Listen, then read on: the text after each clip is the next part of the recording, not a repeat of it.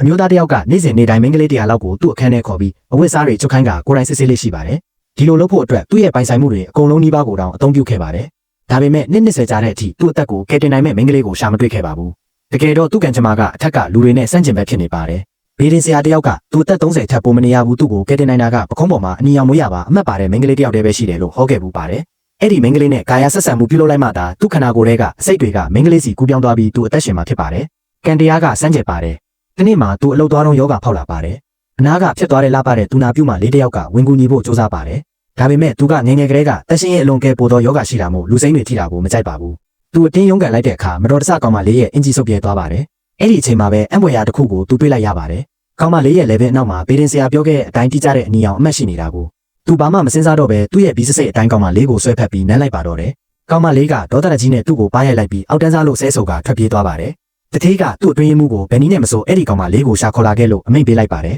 တစ်ဖက်မှာတော့ကောင်မလေးရဲ့မိသားစုကသူမကိုအဖေထက်တောင်ကြီးတဲ့အဖိုးကြီးတယောက်နဲ့အတင်းကျပ်ပေးစားဖို့စီစဉ်နေရတယ်အိမ်သားတွေကသူကတင်တောင်းဝေသိန်း1000ပေးပြီးနင့်ကိုအတင်းခေါ်သွားတော့မှလို့ပြောပါတယ်ကောင်မလေးကညှင်းဆက်နေတော့မှပဲထေးရဲ့အတွင်းမှုကလက်ထပ်ခွင့်ကန့်လန့်ချက်နဲ့ရောက်ရှိလာပါတယ်ဇလန်းကဒီမှာတင်လက်ကွက်ဖြစ်သွားပါတယ်ကောင်မလေးရဲ့ညီမလေးကောက်ချစ်သူကဒီကန့်လန့်ချက်ကသူ့အတွက်လို့ထင်သွားပါတယ်ဘာလို့လဲဆိုတော့သူလဲတစ်ခါကခနာကိုစစ်ဆေးချင်းခံခဲ့ရဘူးလို့ပါတထေးကသူ့ကိုပဲကြိုက်နေတာလို့ထင်ပြီးအမဖြစ်သူကိုနှိမ်ချဆက်ဆံပါတော့တယ်ရိုးတဲ့အမဖြစ်သူကတထေးရဲ့နှလုံးသားကိုရယူသွားမှစိုးရိမ်ပြီးအမကိုဟိုအဘိုးကြီးနဲ့ပဲအမြန်ပေးစားပစ်ချင်နေတာပါဒါပေမဲ့အဲ့ဒီအချိန်မှာပဲထေးမင်းကိုယ်တိုင်ဝင်ရောက်လာပါတော့တယ်သူကရိုးသားဖြူစင်တဲ့ကောင်မလေးအမဘက်ကနေမမမမရက်တီပေးလိုက်ပြီးကောက်ချစ်တဲ့ညီမဖြစ်သူကိုတော့ပြင်းပြင်းထန်ထန်အဆက်ခွဲလိုက်ပါတော့တယ်